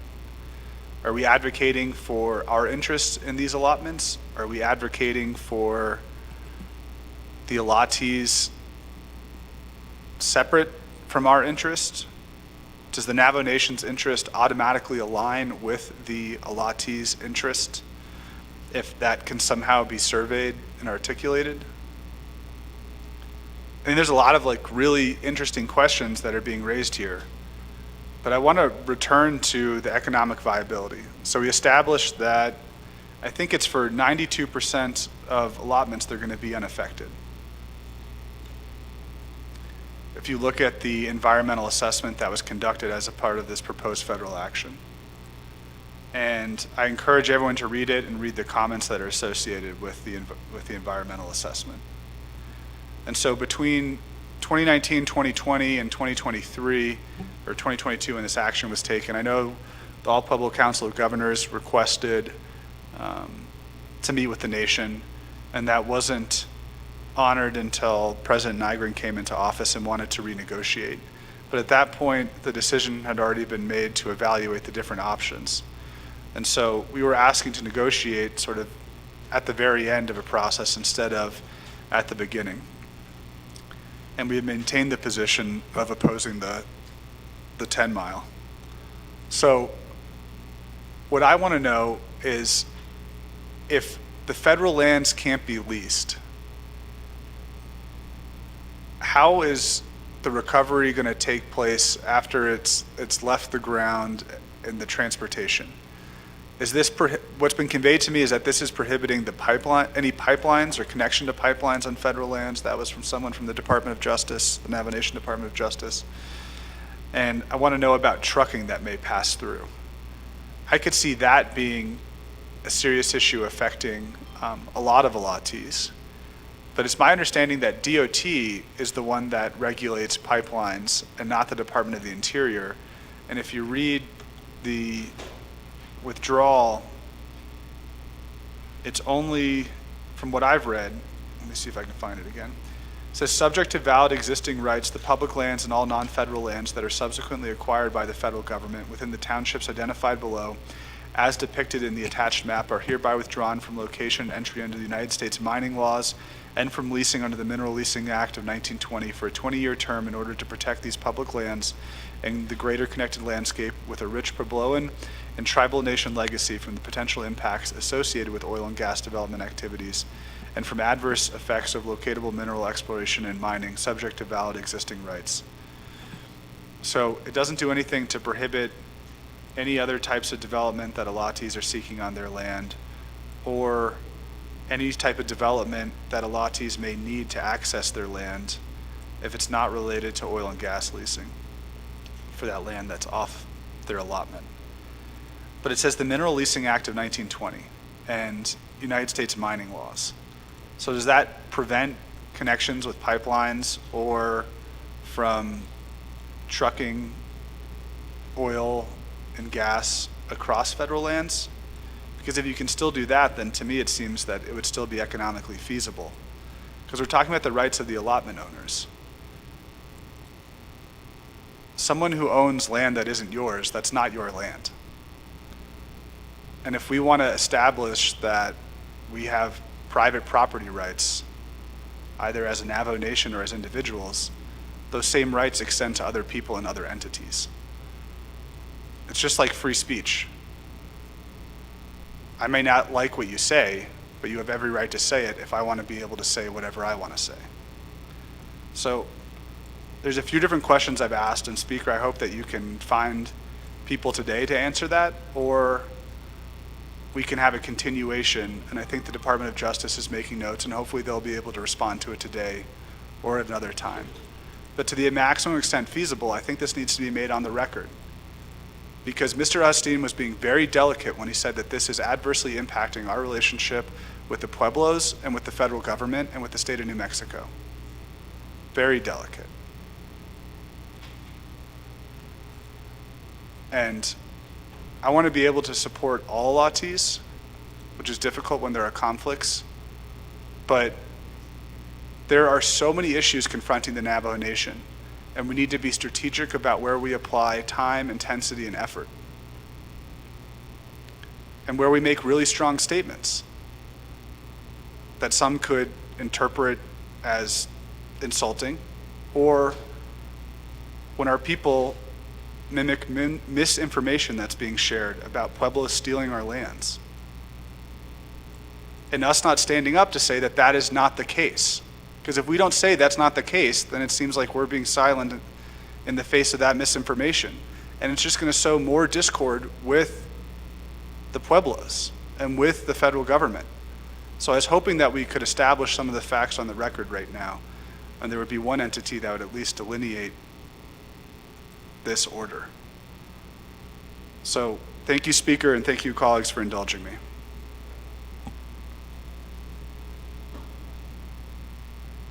Thank you, Vice Chair. There were several questions that was stated. First, I would like to ask Mr. Hosteen with Navajo Nation Washington office for his reflection and his responses, and then followed by Department of Justice. We'll go in that order, colleagues. First, Mr. Hosteen. Thank you, Madam Speaker, and thank you, Delegate Slater. You made some very great points And I'd like to kind of reemphasize some of those points that were made. What's confusing to our federal partners, as well as some of the other tribal nations, is the communication that's coming out at not just the government level, because we know what our position is, but the community level. We have community leaders, we have a lot of people that are involved in this, and there's just a lot of information that's going around that's just not correct. And there's 3 examples here. Delegate Slater mentioned one of them, that this is a federal land grab, which, maybe somebody read the bill and misinterpreted it. But, there are other issues as to whether or not this would cancel all existing leases, confusion about whether or not the market supports new oil and gas leases, related to whether the allottees can show damages that they're suffering. A third piece of misinformation is a claim that allottees are subject to removal and that they're going to be losing these lands, and that's going to be another forced relocation for those that are residing on these allotted lands. So I think that's where a lot of this miscommunication is, and this is, I think the intent of this meeting is to discuss what our options are and what the unified messaging is that we need to get down back to the community level, so that we understand this issue and everyone understands this issue. And before we turn it over to the Department of Justice, I'd like to provide some time over to the Chief Legal Counsel for the President's Office, Ms. Batel Becker, who can help kind of fill in some of the blanks that Delegate Slater was alluding to, because there has been consultation, and Delegate Slater mentioned that we should probably be pursuing a co-management role, which is absolutely correct. We should be. So those are some of the options, but I'll turn over some time to Batel Becker, the Chief Legal Counsel. Thank you, Mr. Hostin, for passing the mic over to me. This is Batel Becker. And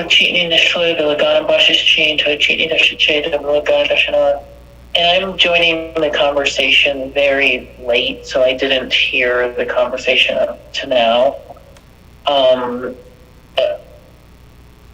Perhaps what Mr. Hostin wants me to comment on is that in addition to the public land withdrawal activity that occurred, there are some other activities occurring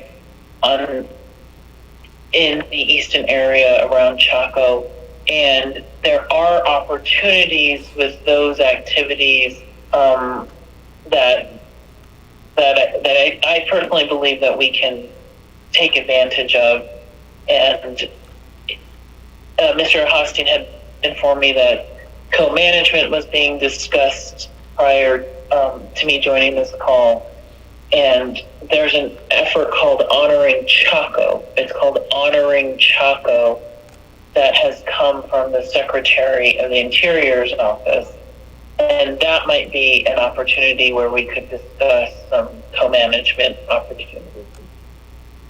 I'll end my comments here because I heard the speaker say that the Department of Justice will be up next, and they are organizing some efforts as well that our office will be participating in. Thank you, Speaker. Thank you, Mr. Hostin and Ms. Becker. At this time, we'll go forward with the Navajo Nation Department of Justice. Thank you. I definitely am hearing and appreciating all the comments. I think we're a lot closer as being more unified than I think that I can appreciate. Delegate Arvizo, Delegate Slater, Delegate Damon, Delegate Begay, Delegate Asseret, and Delegate Tolth. The comments that you have made are basically, let's have one unified voice in understanding who's going to talk and who's going to be moving forward. I think that's absolutely critical, especially to the comments that were made from Delegate Slater, and I appreciate him being very frank about some of the miscommunications that have been going on over there and that we need to look at and pretty much clear up. I think are absolutely know where our Washington offices was coming from, is where is that confusion from? I don't believe that our confusion is from the council, the president's office, or the nation as a whole. We do need to be able to go ahead and have a communication with the communities, because I think that's where that confusion is coming from. The action of the communities or the position of the communities can confuse DC2 as well. So, like I said, I think we're a lot closer to this. Department of Justice has taken notes from what the position is on the Navajo Nation, and what our strategic outreach is that we reached out to Brownstone, Hyatt, Ferber, and Shurik to go ahead and help us assist us, the law firm up there, to assist us in the in strategizing what needs to be done here. So I think we're definitely on the same track. I did write down all the questions that Slater had and want us to go over. Any more further discussions regarding that, I would have to strongly insist that we do go into executive session in those further discussions. However, we will need a little bit of time to go ahead and take that comments that were made and questions that were made from Mr. Slater to go ahead and get those written down so that we can have that presentation. My understanding is that there is a discussion on July 7th that we would be going ahead and having there. I do appreciate Delegate Arvizo's comment and Azra's comment is that some of the main council delegates that are handling there, it would be great to have them in that conversation, because they might have, I'm sure they have more communications with their communities to have a better understanding of what stance that they're taking, so that we can have a full, complete discussion and develop the strategy to move forward in one voice. I'll go ahead and stop right there, just in case there's any other comments to be had.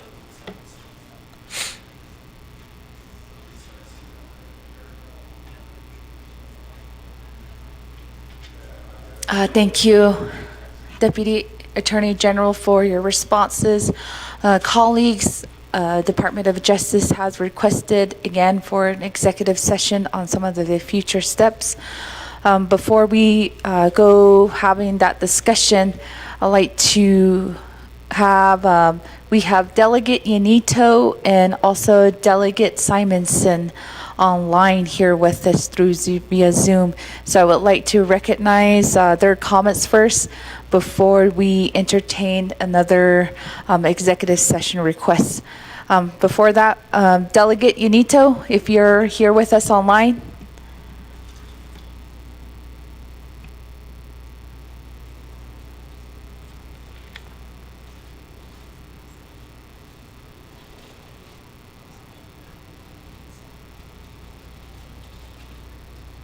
Delegate Yanito, are you Hello, online can you here with hear us? Yes, Shiaj Kodo Koditsa. Yeah, I'm sorry that I couldn't participate at your meeting today. I'm still at the Twin Arrows here and with the veterans meeting, and I've just been listening on the conversation over this Chuckle Canyon. I just had some questions and comment on it. You know, as far as this whole issue, it sounds like, you know, the proclamation has already been passed, and I'm just wondering, you know, the next step would be like I'm kind of comparing all this with the Bears Eater situation.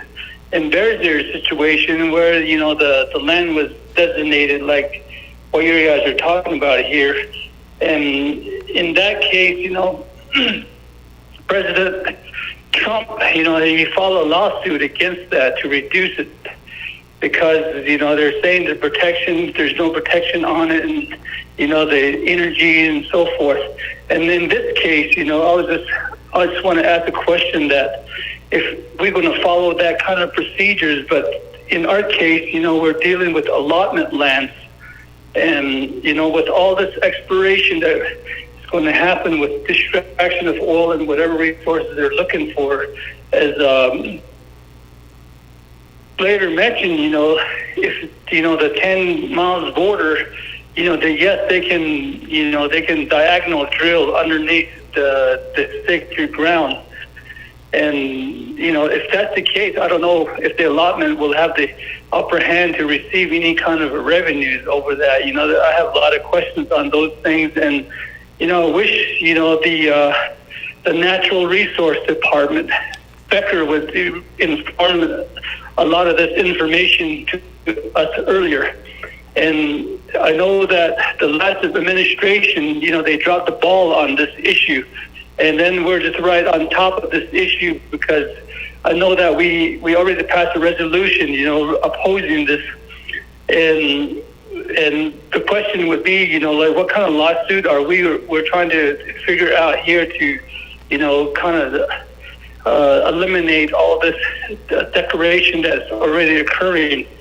That would be my question. And another thing too is this is the sacred ground that we're talking about. It sounds like it's just going to be developed for economic development, and I don't know where the sacred land of protection comes from, because anytime when you're talking about sacred land, there shouldn't be no tourists going over there and demolishing the area. If those pueblos have that kind of sacredness, respect, that's what it needs to be approached and needs to be addressed to them as well. Because here in Bears Ears, we have the same similar kind of information and coal management that we're trying to figure out here that we're against with the federal government, BLM and forestry.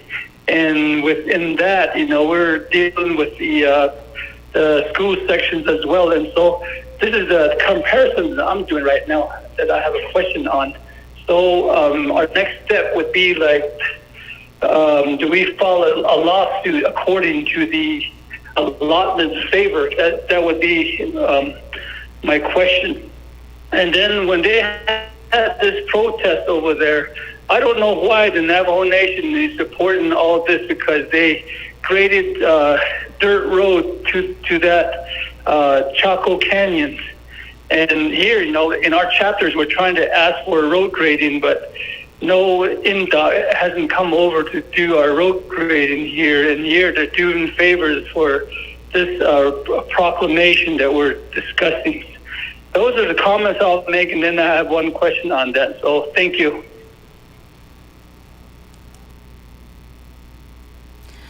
Goshinet Shiyaj, Delegate Yanito.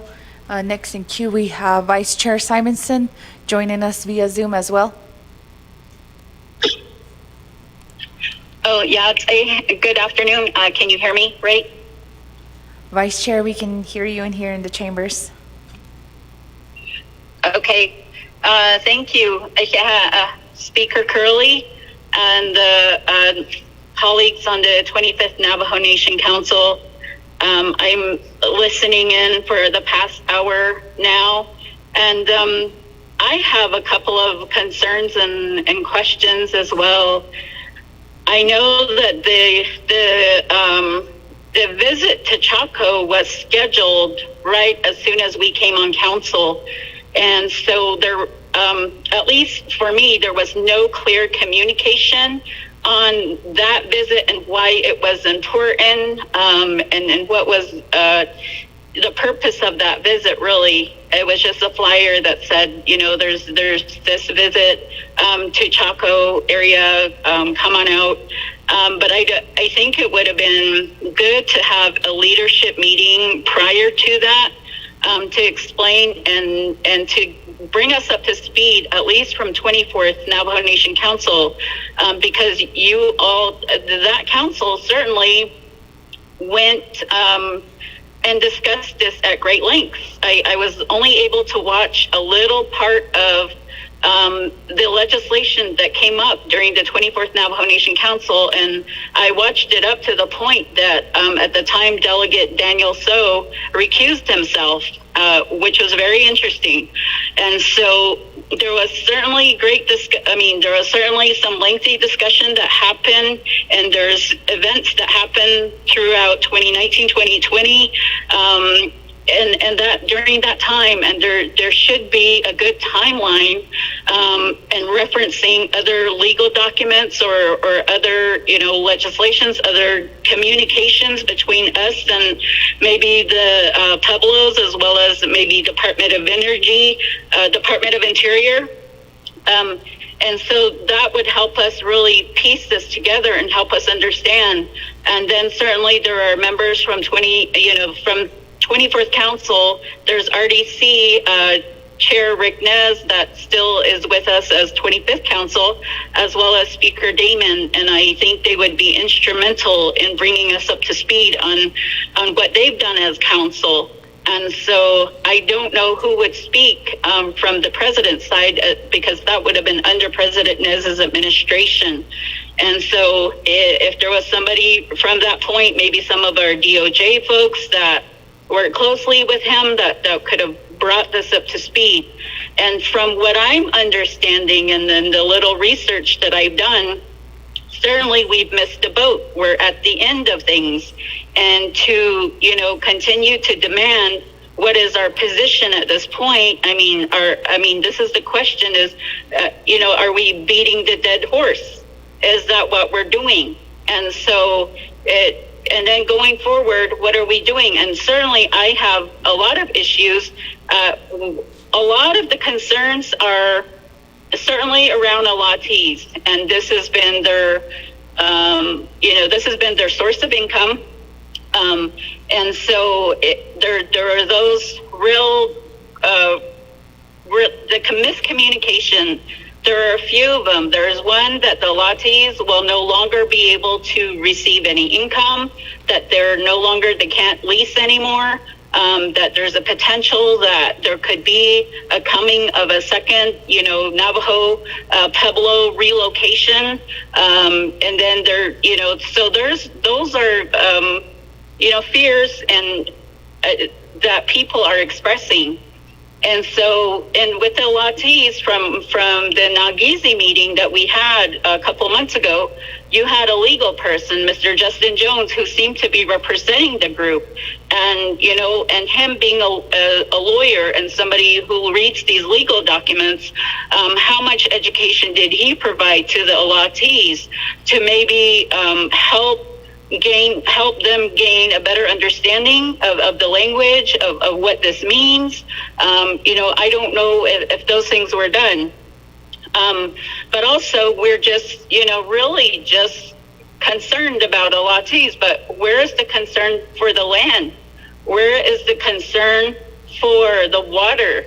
And for what that extractive industry has done up to this point? Do we have any studies? Do we have, and there's certainly allottees that live within the area that benefit from this, but what about those, and are they absolutely living there on the land? But what about others who live around those areas but are not allottees and don't get the income, and they're the ones who are going to have to live with the environmental consequences. And what is the health of the water there? So those are things from an environmental, from a health perspective that, and we should be looking at those as well. So one of the things that I'd like for us to consider going forward is, as you know, fossil fuel industries, I don't know how much longer they're around. And if we are really concerned about our people and the allottees and the incomes that they have, going forward, really looking towards the future, the other discussions and perhaps those delegates in those regions really need to work with their allottees and looking at so you're getting this money now, and just like any business, sometimes our businesses come to an end and they don't last forever. Coal didn't last forever. So we have plenty of examples to look at, to say that, what is the economic viability? What are we looking at, the projections? And so perhaps as a council, as the delegates, as RDC, who has the oversight to these things, maybe we can look at with these allottees, you know, I don't know if they are folks working with them to see and to anticipate the future and anticipate to that someday when they're not able to lease that land anymore for oil and gas drilling. What's going to be their next source of income? So what do you do with the money that you're getting now? What should you be doing with them? You know, whether they be investments or maybe they could diversify their, you know, business. They could maybe do something else. You know, what can we do now? And then if, you know, and looking and working with Secretary Deb Haaland, you know, and with these lands, what are the possibilities of putting, you know, solar and wind energy there? And then and then there's also, and I don't have a lot of information about this, but there's also situations where if, say, there's some lands that need to be they need a rest, and they're getting farmers to stop farming on them. They're trying to get them to, you know, give it a rest. I understand there's some compensation to these farmers as well with these lands, and to tell them, okay, let's leave the land alone for a bit. Let's let it recover. But in the meantime, there'll be some compensation for those years of income and revenue that you're missing out on. So there's certainly all those situations, and we should be this is an opportunity really to look at more. But also, during the Nagizi, I had a chance to comment in which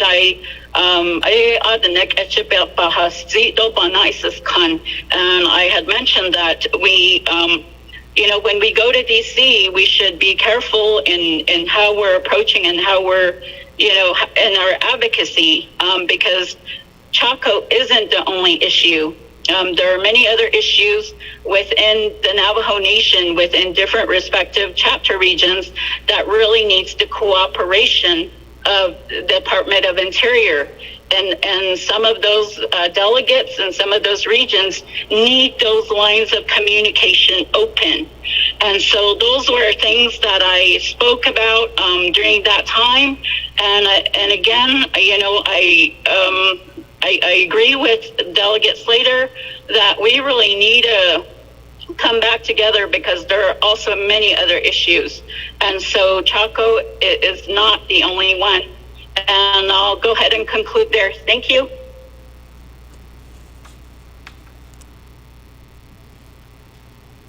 Thank you, Vice Chair Simonson, for your comments and also some of the questions that you had. I believe those questions can be directed towards Department of Justice, and also colleagues. There were also requests from Department of Justice for an executive session as well. Just keep those in mind.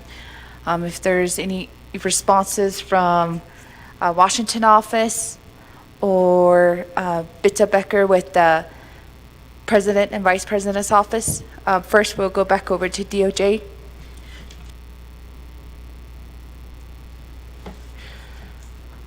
I think all the questions that are being raised are definitely discussions that need to be had.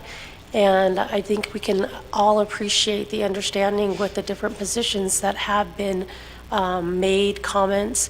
I think these are some of the reasons why Navajo can look like, what are we thinking and where are we at?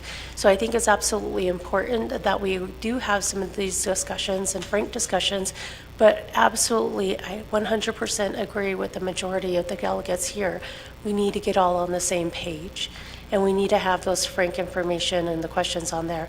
So at this time, what I would ask is that any questions that you guys might wanting to ask, I can go ahead and get those written down, but I'm asking that we not respond to them at this point, that we can go ahead and get those taken care of, and that we can start that discussion in an executive session.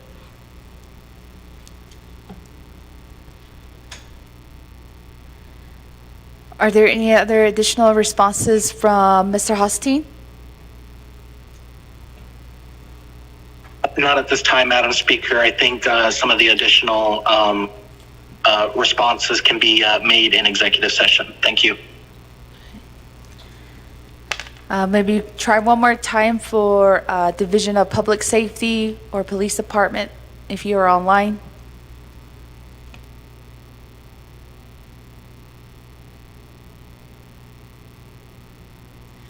If not, colleagues, are there any objections to executive session? I don't see any. Staff, could you help us set up another secured line, and then we can also, I think there's only a few of us here in person, so we can move over to the self-conference room as well. I think invitation will go to Department of Justice, Washington office, and also Ms. Bitta Becker and the council. And Office of Legislative Counsel. With that, colleagues, we can move over here within the self-conference room. And for colleagues that are joining online, we'll set up a secured Zoom link. So just give us a few minutes to get that over to you. We'll make our way into the self-conference room. Thank you, colleagues.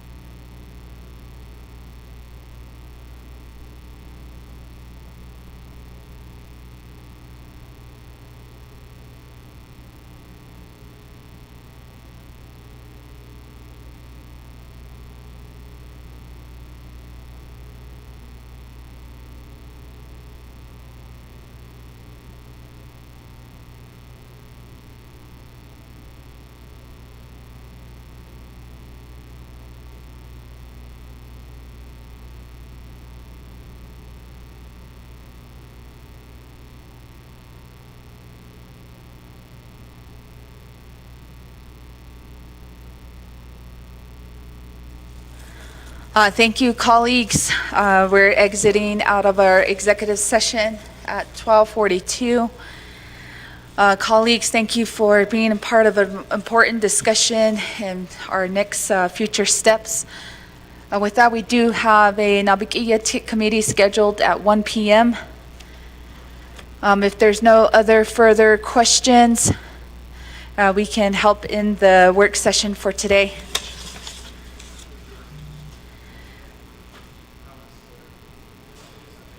Hakoshina, we do have. All right. Thank you again, colleagues, for your important discussion here on this important subject. And we will look forward to future discussion and an announcement too regarding to this issue. We do have Resources and Development Committee on July 7th that will have a leadership meeting on the same topic as well. Colleagues, but we will keep in communications prior to July 7th meeting. With that, we'll end the meeting at the work session at 12:43 p.m.